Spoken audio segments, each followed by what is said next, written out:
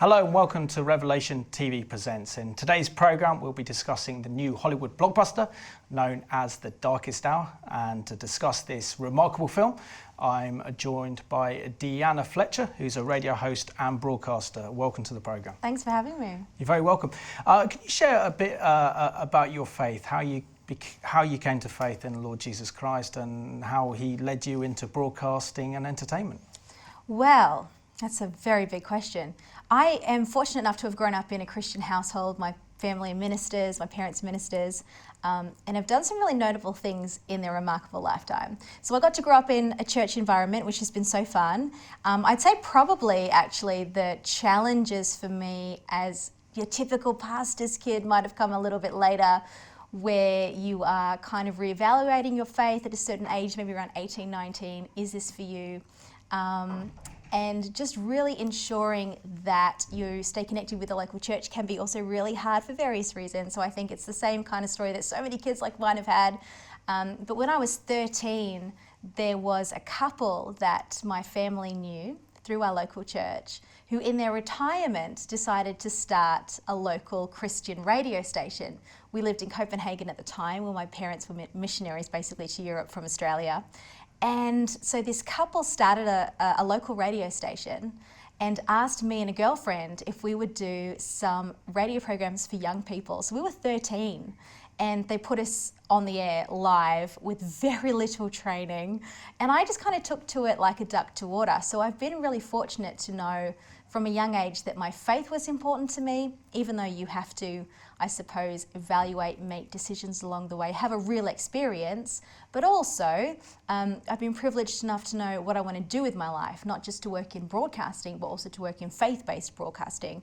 And that's kind of served me well, really, throughout my life. Fantastic. And can you tell us how you got involved in entertainment? Because a lot of your programmes to do with entertainment, they're to do with films and what have you, and that's why you're here today. Well, I really think that Christianity should not be void of lifestyle, like we're all normal people, but quite often what happens is when you switch on a radio station, if it's Christian-based programming or whatever it is, you might hear a lot of faith-based content that doesn't necessarily lend itself to normal life, whether that's what people are watching on television, the music that people are listening to. It's that concept that the one doesn't have to be void and separated from the other. Your faith doesn't have to be void from living a normal life, going out and seeing your friends or going to the movies or just things that we all do. And for some reason, sometimes faith-based broadcasting doesn't discuss those things. So like in The Darkest Hour, there are plenty of themes in that movie that we would talk about or experience in our own day-to-day life. I mean, for example, it's a historical drama, so it's talking about our history. There are great themes of leadership in the movie as well, but also it's just a great movie. So you want to go to the cinema and watch something and enjoy it and talk about it. Why can't faith-based media and radio programs do the same? No, I agree with you completely. And Dianna, what would you say about the film? Because you've seen the film. I had the privilege of seeing it as well back in December. And I found it an inspirational film. And Gary Oldman, who plays Winston Churchill, was incredible. He's tipped to win an Oscar for his role as Winston Churchill. But also I think it sensed the complexities of the time, and really even calling it The Darkest Hour was very, very appropriate, because this was Britain's darkest hour and this was Winston Churchill's darkest hour. What was your impression of the film? You say it was his darkest hour, but I guess it was one of his finest moments as well. It must have been so hard doing that job. I loved the movie from start to finish. Of course, the cast were incredible. The production value was amazing. The director was on point. The cinematography, I mean, it's just a great film.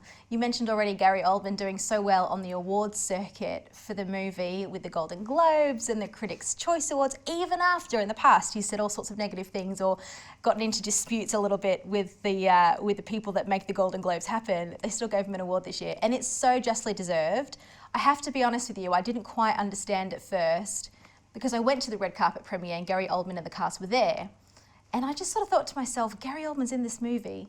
I don't really understand how yet. And then of course it dawned on me that he is Winston Churchill, because it's a completely unrecognisable performance. I think he had to sit through something like 63 hair and makeup sessions, and he thanked his team in his Golden Globe speech for that, which I'm sure, you know, you must get to know people very well when you're in that chair so often. I think that the artistry in this movie, it just is incredible all the way through. The writing is great, and it's just so nice to see another fantastic film that talks about our nation's history and really the nations of the world, because Britain leads the charge and was so instrumental throughout this season of our time. So I'm just really glad they made it, to be honest. What are your lasting impressions of the film? And someone who maybe hasn't seen a film about World War II, even though there are so many films out about World War II, what's the impression they'll come out with? Well, this is the thing. I'm not a big war fan. I know you're a historian and you know all about these sorts of things, and it's a keen interest for you. But I generally see a movie advertised about war, and I know they're important movies that need to be made and stories that need to be told because of all the lives that have been sacrificed, all the hardship. It's important that we tell those stories. I just don't like watching them, if I'm being really honest, usually because of the high violence factor. And it's the sort of violence that is very realistic because this actually happens to people, and I find that hard. This movie tells an incredible, just one element, one side of what happened during that period in our history, but does so in such a compelling way that I think it'll draw absolutely anybody in. It's absolutely a drama. But there are some really funny moments in the movie as well. I mean, the script is just hilarious. The cast are exceptional. It's just worth seeing. I mean, I always find it really funny talking about movies, like I know what I'm talking about. I just enjoy film, and I enjoy that we can go in and see these kinds of things and have these sorts of conversations, and it brings our history to life. And these great actors and filmmakers, they work so hard to make these things happen, but I don't know anything about actually making a movie, so I feel a little bit weird. But I think for me, the lasting impression of the movie has to be certainly victory and certainly perseverance. And that really important thing that we sometimes don't have the confidence to do, which is to trust our own voice. Because throughout the film, and I'm sure throughout that actual time in history, Winston Churchill's being told one thing. He's being told, no, negotiate with Hitler by his aides. We're not going to win. We've just had a war. We don't need another one. Thanks very much. And he's actually standing his ground. And you see his wife kind of coming around him in the movie. He has conversations with the king. It's this kind of inner turmoil of, but I don't believe that we should do that. I think we should fight, and I think we will win. And I mean, look what happened. Yeah, I don't want to give too much of the film away, but I think one of my favourite moments was just before Winston Churchill is due to give his speech to the Conservative Party. Even though he was very much disliked by his own political party, and they favoured the Foreign Secretary, Halifax, becoming Prime Minister instead of him to replace Neville Chamberlain. But it was that time when he wasn't sure whether to pursue peace, which we know wouldn't have been peace, or to actually confront the Nazi threat. And then he decides that there's rush hour traffic as there is in London, as there was back then, and he decides to take the Underground. And he just gets he talks to ordinary people just on the London Underground about what they think, to engage their sense of feeling, to engage public opinion and public reaction. And that for me was quite inspirational. I think some of our political leaders, if they went on the Underground to talk to some of the people about certain views, it could have a big impact. And that was a really nice moment in the film. And did that really happen in real life, or was that just movie magic? I'm not sure. I'm not You're entirely not sure? I'm not sure on that one. Okay. It was a nice moment in the movie anyway. Yeah, absolutely. But also I think what was also important, and what we've seen now over a number of years, is a number of films being made about World War II and about this period of history. And this film follows on very, very nicely from Dunkirk, and I was a huge fan of Dunkirk. I think that was an incredibly powerful film. But you get an impression of how dark those times were. I mean, for example, our whole entire British army was stranded at Dunkirk. That's 360,000 soldiers on the verge of annihilation. And had Hitler's forces defeated our army on Dunkirk in France, it would have meant that a couple of months later, Britain would have been ready for an invasion and the Nazis would have taken over Britain. So it's an incredible, critical period of history. And Gary Oldman plays it so well. For someone that obviously you're not a war buff into war films, but someone of your generation, which is great, how can you encourage younger people to go and watch a film like this, and what does it have to offer for them? Well, the great thing about Darkest Hour is I do find it to be generally really accessible, regardless of your age. I think that the character of Winston Churchill is in some form or another known to all of us. We know his name, we know he was the Prime Minister, we might be able to quote some of his speeches, and it's actually one of the things I love the most about knowing about the movie is how supportive his family and his descendants have been. Even at the premiere, they acknowledged the fact that there was something like 16 of his family in the audience. And I believe that Gary Oldman said in an interview that many of the family actually came to set one day. So you don't often hear about when a film is made about somebody's life who is such a big figure, such a well-known person, such a landmark, legendary figure in our history, almost pop cultural icon, worthy as Winston Churchill is, that the family is so supportive of their story being told on film, because obviously filmmakers take creative license and things like that. So I loved hearing about the support the family gave to the movie, almost to the point where you think maybe they found it quite exciting. And then Winston Churchill's relatives, I mean, surely they've seen him celebrated in so many ways. And I certainly think that anyone of any generation, regardless of how much you know about Winston Churchill, you can get around and you can celebrate this momentous area of our history, whether you know much about it or not. He certainly is a very well-known figure, and we should know more about our history. Absolutely. So let's have a look now at Gary Oldman, who played Winston Churchill, and the rest of the cast talking about the film, Darkest Hour. Take seven. Take seven. Go easy. Take seven.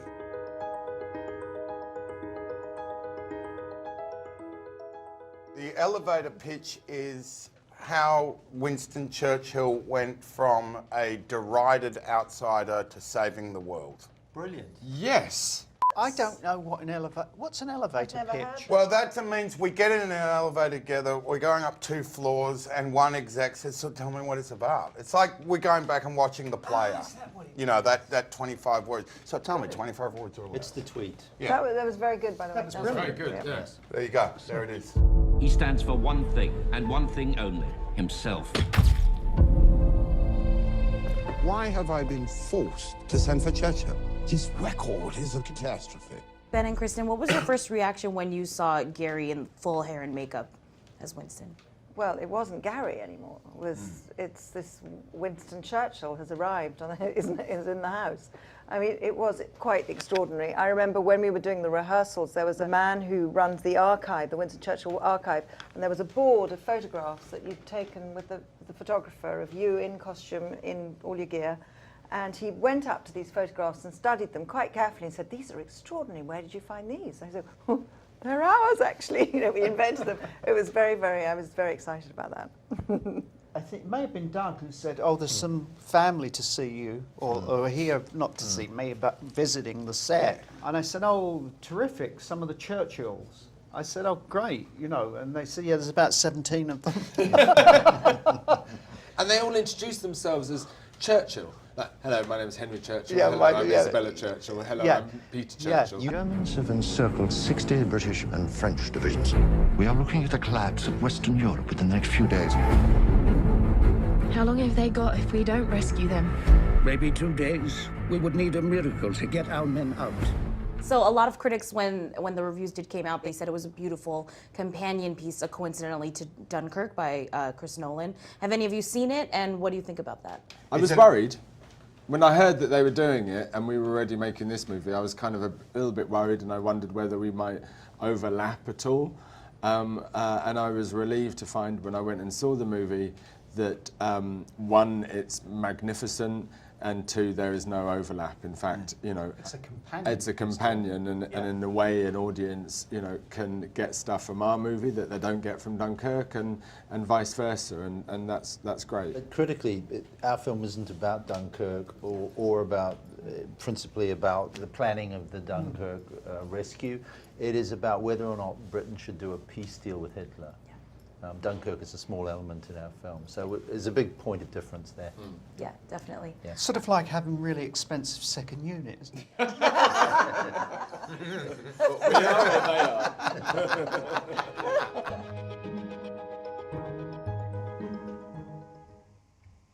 And that was the crew and the cast of The Darkest Hour.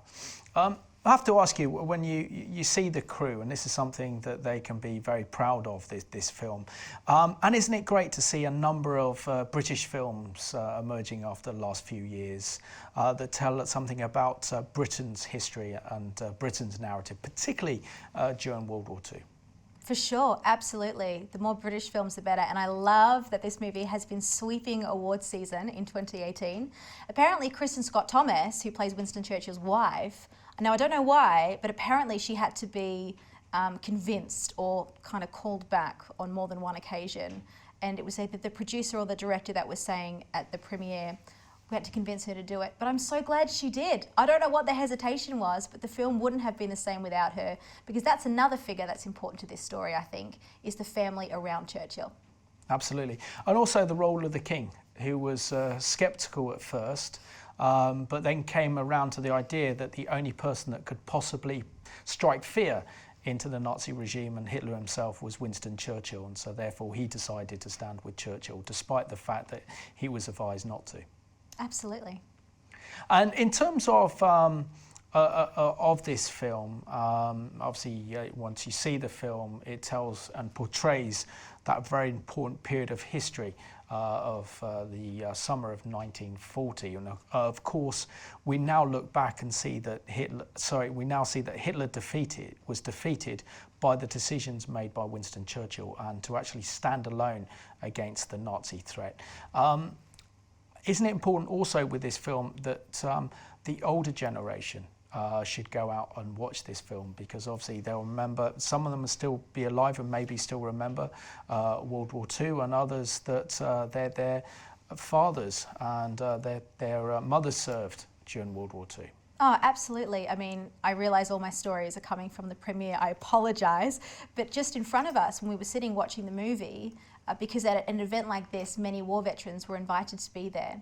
And right in front of us, there were a couple of gentlemen in uniform with obviously much younger family members. We're talking about men, in their 80s, 90s. I think one was nearing 100. Wow. And they seemed to really enjoy it. There were a few, we arrived and they were in our seat, and I just said, seriously, we'll sit behind them, I don't care. They're obviously war veterans, let's honour them in whatever way we can.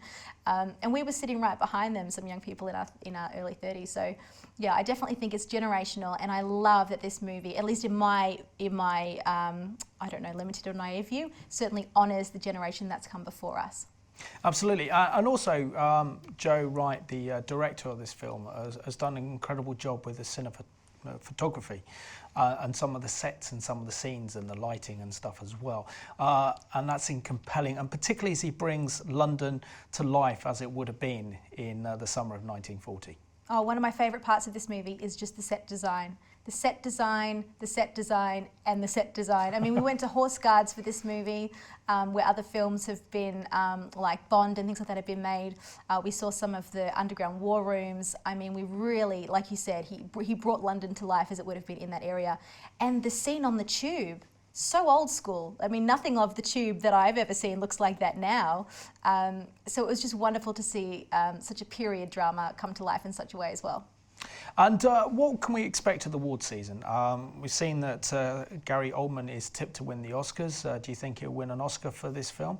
And does this break with last year's winner, which was, I think, La La Land? And I'm sorry, being a bloke, I wasn't a fan of that film the slightest. I think a lot of men liked La La Land. My brother adored it, but he's into film and all sorts of interesting artistry things. No, I think that already we've seen where this movie is going to shine its brightest probably at awards season this year, because the actors, I mean, Gary Oldman particularly, just did such an outstanding job. And there are some great films up for awards this year, so whether it wins Best Picture and all sorts of other things, I'm not the one to ask. But certainly I think that the actors and those who've portrayed some of these historical figures like Winston Churchill, like his wife Kristen Scott Thomas, I'd love to see her recognised for this role. I think they did an amazing job. And also what I find so compelling about the film is its kind of moral authority and clarity that comes across so well. And obviously then that can obviously relate to a Christian audience because, you know, it was during this very dark period of world history, British history, in which our entire army was on the verge of defeat, that the King called for a national day of prayer and repentance, so people flocked to the churches to pray and intercede. Doesn't this film show that despite the fact that we had a courageous Prime Minister in Winston Churchill, prayer was still the answer? I think leadership as well in general is something that's discussed throughout this movie, strong leadership, people who are willing to truly stand up for what they believe to be true, even if it's not the popular option. So whether that is standing up to Hitler, whether that is calling a national day of prayer that some people might have thought, I mean, I wasn't there and you're the historian, not me. Nor was I. But it's still a bold move. The Queen, it's not the sort of thing she would do today, necessarily. But yeah, I think in general, leadership and that concept and that thought of trust your voice, even if you're not entirely sure, trust your gut feeling, talk to friends and family, but at the end of the day, not let your conscience be your guide, but definitely leadership. It shows how difficult I think leadership is, whether it's on a very large scale or whether it's on a smaller scale. It could be leading a local church, it could be in your family life, it could be as a political leader. It's a difficult thing being a leader of any sphere of influence, and I think that film really put that across as a way also though of celebrating the king of the time and Winston Churchill. And Dianna, can you also maybe tell our viewers why they should go and watch this film and why it's so compelling? I think it's worth watching. Simply put, I think it's worth watching. Some films wait on DVD and you'll still enjoy it, but this Darkest Hour is something that's worth enjoying on the big screen so you can take it all in, almost pretend like you were in London at that time in history. But I think that anyone would enjoy it. Dianna, I want to thank you so much for being my guest on this programme as we discuss the film Darkest Hour. Thanks for having me. Been a pleasure. And I just want to thank you for watching this programme. It's important that you go and watch the film Darkest Hour because it portrays what happened during those dark years of World War II. Absolutely compelling film. So thank you for watching Revelation TV Presents.